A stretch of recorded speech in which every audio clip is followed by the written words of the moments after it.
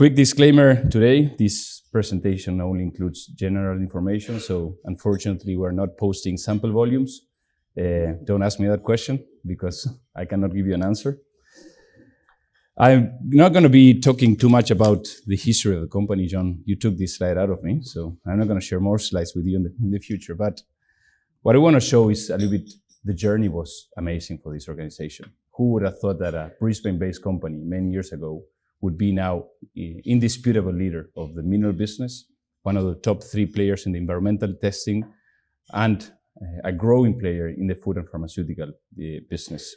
Many years ago, somebody thought that providing services to exploration companies from Brisbane could serve the world to be a better place. And now we are really seeing ALS serving the need of the world in these energy transformation efforts. The journey, as was described by John, started in 1863. In 1952, we were listed in the ASX. And in 1990s, we started the expansion of ALS into North and South America, Africa, Europe, and Middle East in 2011. And in 2012, that's where the name of the change happened from Campbell Brothers to ALS. And as John said, I was appointed CEO last year. You will notice from my accent that I'm not from Queensland. I am from Argentina. What John didn't say is that I'm a lawyer, so do not ask any scientific question because I would not answer those questions. I may be better answering legal questions today. And I've been with the company for 10 years, 11 years now. And it's been an extraordinary story for me and my family. We've been living all across Latin America and the US. And we've been really passionate about what the company is doing in all of those places to our employees, our clients, and in the communities that we serve. If you really see how connected ALS is with those communities, you will understand that the success of the company relies on that. So, big part of my story, I was practicing international transactions, so I had no idea what a TIC company was, and Greg Kilmister decided to go and look for opportunities in Latin America in the environmental business, and I was part of one of those acquisitions. What I'm trying to say, many of us in the executive team and the leadership of ALS come from diverse backgrounds. We are an extremely diverse organization, an extremely diverse executive and senior leadership team. ALS in a snapshot, from those 50 cents early days, right now we have more than 19,000 employees across almost 70 locations. Market cap is around $6 billion. And last year we finished with 2.4 billion in revenue and 320 million in underlying NPAT. We are, within the services that we provide, leaders in shareholder return and leaders in margins. And we do that because we have a very clear competitive edge and value-added proposition for our clients. We play in the markets that we know that we could be successful and that we could be leading. ALS plays a major role behind the scene for society. So the water that you're drinking or the products that you're putting on our skins or the pharma drugs that we need to take for the health, we provide assurance to society. So if you want to know what a testing company does, we are the voice of trust for societies. You come to a testing company to be sure that the air that you're breathing, the water that you're taking is safe. The products that the companies are producing are fit to purpose. And the qualities that they are using the quality of the products that they are using for their end products are also the quality that they need. Through science, assurance, and sustainability, our purpose is making the world a better place. Our vision, is to be the global leader in the discipline of scientific analysis in pursuit of a better world for all. And that's what we are behind every time we do a strategic decision with the company. So let me talk to you a little bit about where we play and what markets we play. ALS plays in what it's called the TIC market, Testing, Inspection, Certification. Within that TIC space, ALS many years ago decided to only be focused or primarily being focused on the T, on the testing side. So that's why we call ourselves a testing company.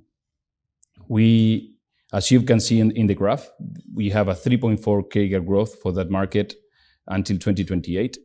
And if you go specifically to the testing, the CAGR will be of 4%. And the total market is of $151 billion. That includes both outsource and insource market. But let's go to the mega trends. What are the mega trends that are supporting the business that we're serving? First, regulations and outsourcing. As I said before, a big part of that business is still insourced by our clients, and for different reasons, primarily technical reasons, clients are looking for experts to do those services, so you are going to see an increase of the outsourcing market. The second is regulation, new regulation, but also new enforcement of regulation. And COVID was one of the moments that defined societies in the terms of more requirements of further enforcement for the authorities. So we are seeing new regulations, but also authorities more focused in really enforcing those regulations. Demand for sustainability services, and we know that we are the world is in a transition for their economies, for our economies, and part of that transition is how we build a more sustainable world. Those new regulations at the end required further testing and assurance for that. The energy transition and electrification, I think that's a hot topic, and I don't need to explain what that means. Everybody's aware of that. And we provide services in the mining industry. We are enablers of the energy transition. We have seen, and we're going to speak this in a couple of slides, how our mining business started being primarily focused in gold. And in the last several years, we have been growing and being more exposed to the energy transition metals. Technology and development, we apply AI. We have one of the largest data sets of the TIC industry, and we have been collecting data consistently for the last 30 years in the company. In the early years, that was a strategy of the company, and now we're starting to see an upside from a revenue perspective.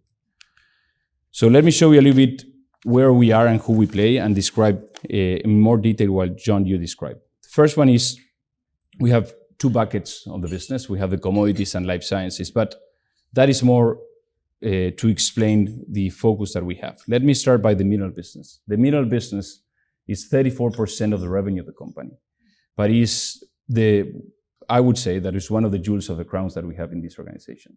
Many years ago, it was decided that we're going to be a global player.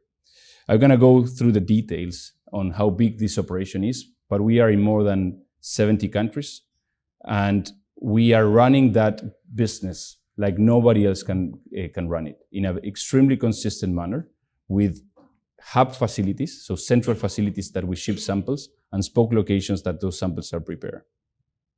The environmental business that is part of the life sciences is 34%, so it's probably the largest independent business stream that we have. That business started here in Australia, in Queensland, and it grew globally to North America, Asia, Latin America, and Europe. And we provide test services to the air, to test air, water, soil, and wastewater as well. Several years ago, it was decided once we were seeing the growth in the mineral business and the environmental business, that it was a natural move, because there were synergies, to start testing in the food and pharmaceutical markets.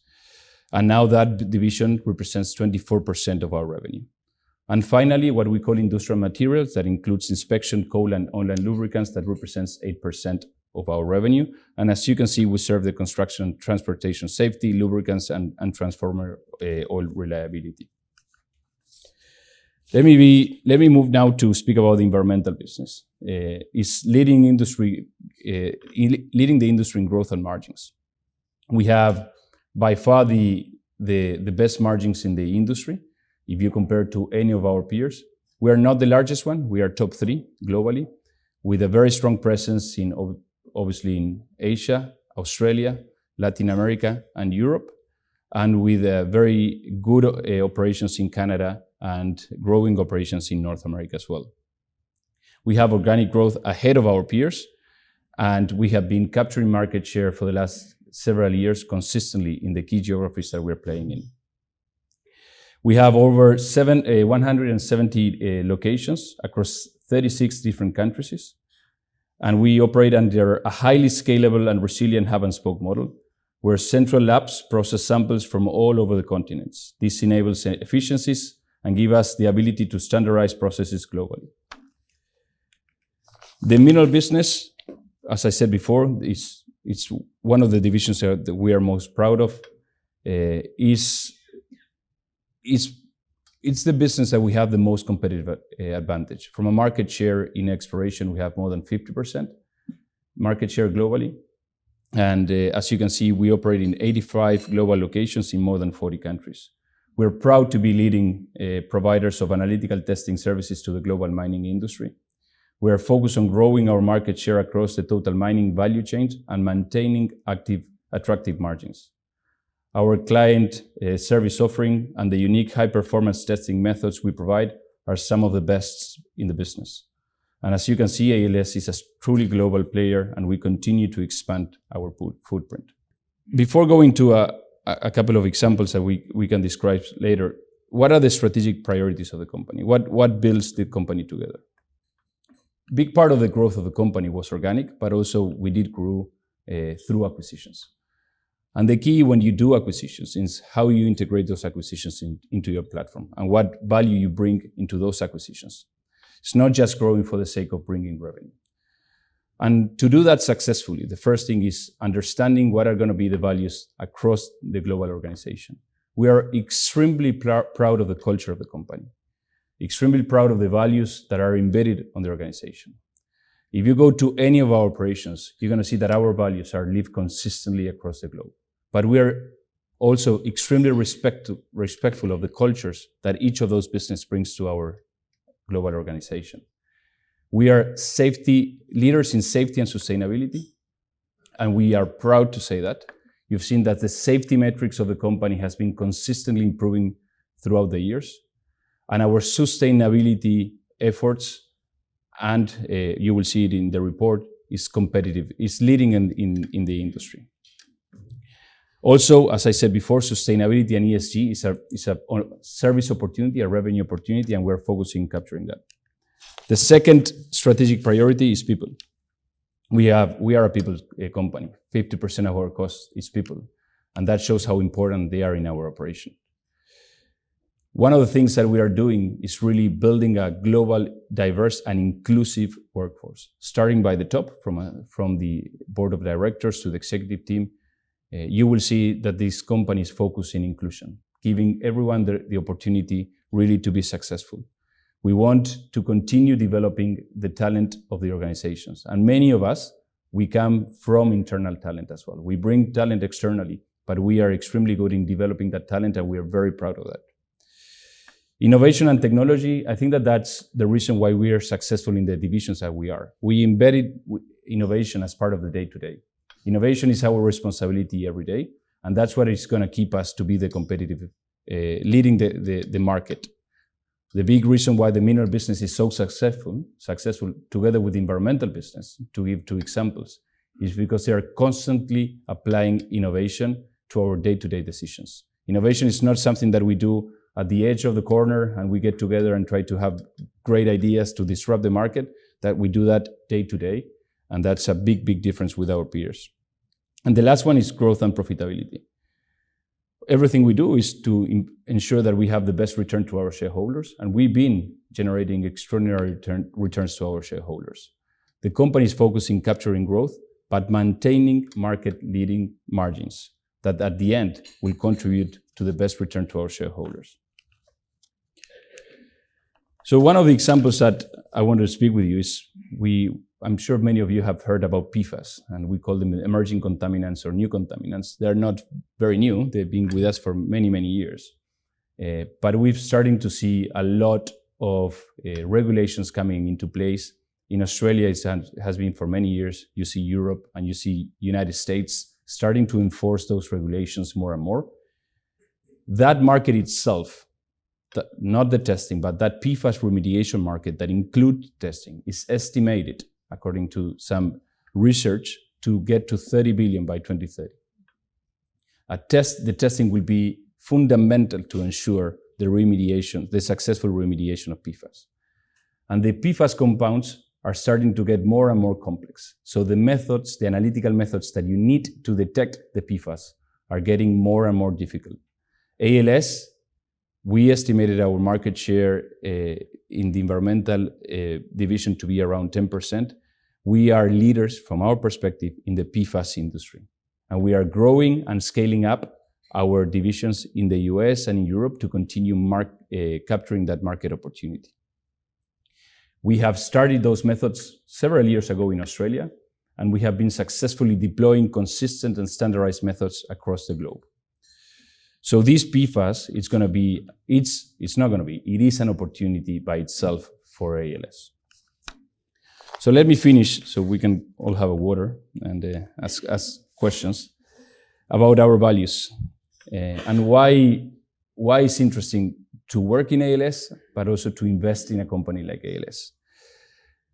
ALS is a global business with diverse end markets, service, and customers. Thanks, John. We generate almost 75% of the revenue outside Australia, headquarters in Brisbane, but that showed how global the workforce is. We have almost 4,500 employees in Australia. All the rest are global.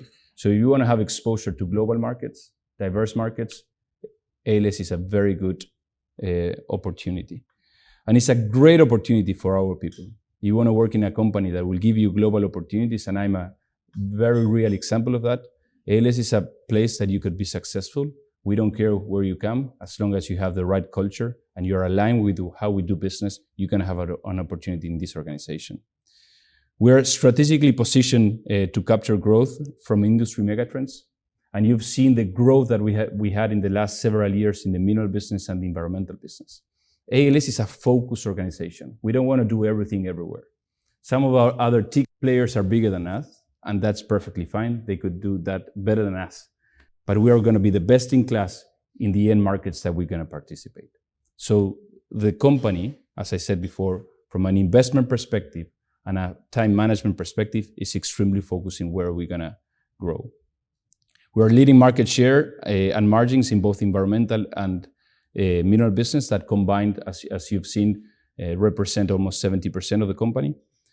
We're leading the sector in applied data solutions and digitalizations, and that's one of the reasons why we have the best margins in the mineral and environmental business. And we have a very disciplined capital allocation approach, as I said before. And finally, we have been maximizing the ROCE, the return on capital employed, that at the end supports the shareholders' return. That is a big focus area for us. So